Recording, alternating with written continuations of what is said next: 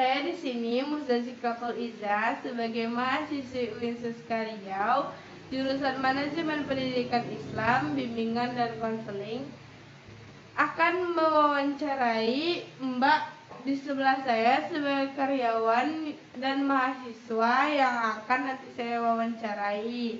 Jadi video ini bertujuan untuk memenuhi syarat mata kuliah konseling industri. Selamat menonton. Assalamualaikum Mbak. Waalaikumsalam.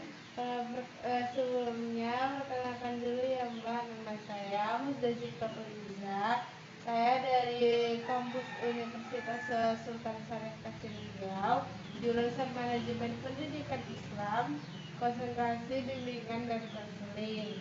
Nah, jadi saya di sini ingin mewawancari Mbak dalam memenuhi tugas, yaitu wawancara karyawan dari PT-PT besar maupun PT-PT kecil. Nah, untuk memenuhi juga syarat dari mata kuliah konseling industri. Sebelumnya saya ingin bertanya kepada Mbak, apakah Mbak bersedia untuk saya wawancarai? Bersedia, Mbak. Oke, baik. Terima kasih ya, Mbak. Nah, sebelumnya saya ingin bertanya, sebelumnya Mbak sudah pernah di konseling? Belum, Mbak. Nah, baik, di sini saya akan menjelaskan ya sedikit apa itu konseling.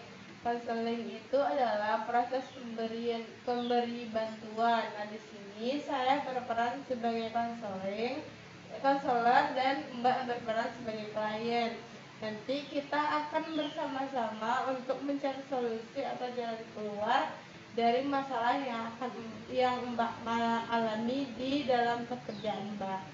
Nah, di dalam konseling ini memiliki beberapa azas. Salah satunya itu ada azas kerahasiaan dan azas keterbukaan.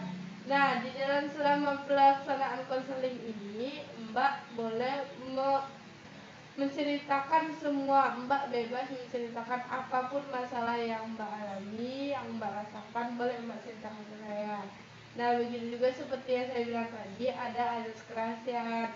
Di sini rahasia Mbak, apapun yang Mbak ceritakan ke saya, rahasia Mbak hanya terlingkup di ruang lingkup kita berdua saja. Oke Mbak? Baik, Mbak.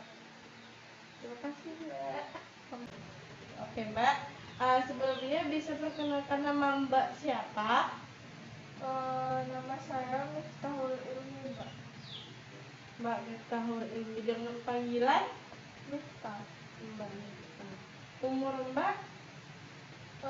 Sekarang 19 tahun, Mbak. 19 tahun ya. Nah, Mbak asli orang mana ya? Saya asli orang Rumbio, Mbak, tapi merantau di Pekanbaru. Orang Pekanbaru.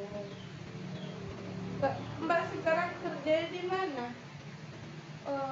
Saya kerja paruh waktu di tempat kelontong gitu, Mbak. Jauh dari kampus ya Mbak? Enggak, Mbak.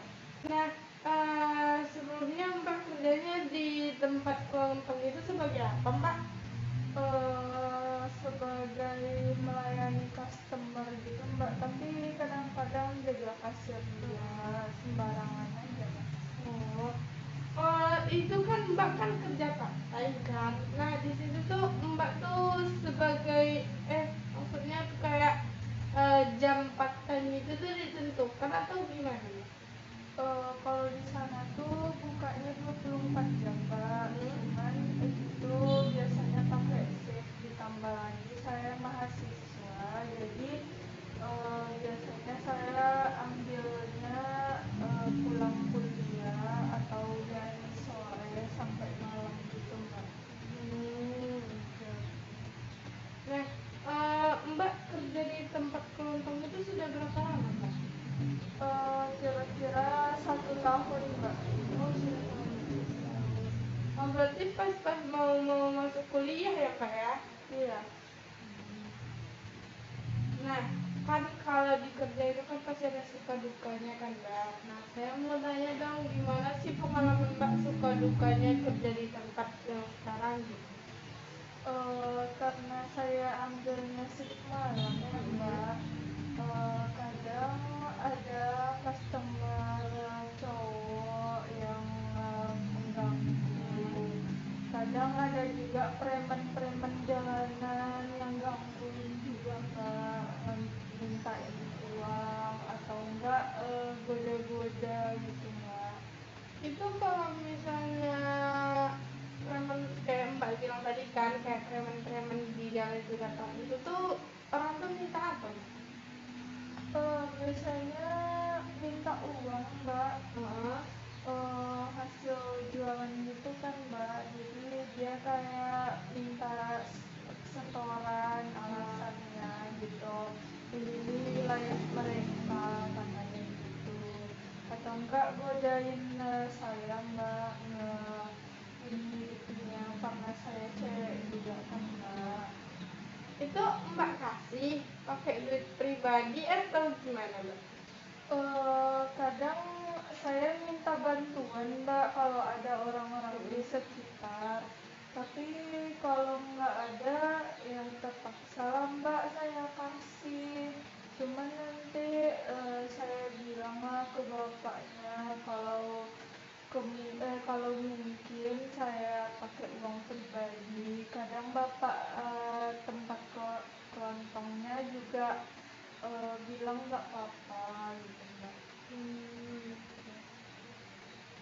Nah, itu di tempat Mbak tuh nggak ada laki-laki Mbak tempat kerjanya?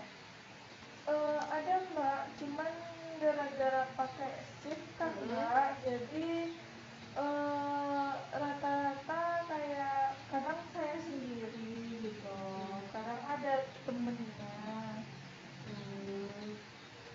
Nah, ini Mbak saya sekarang mau nanyakan, kan ibaratnya di tempat masalah Mbak di tempat kerja Mbak itu ada masalahnya kan, suka dukanya.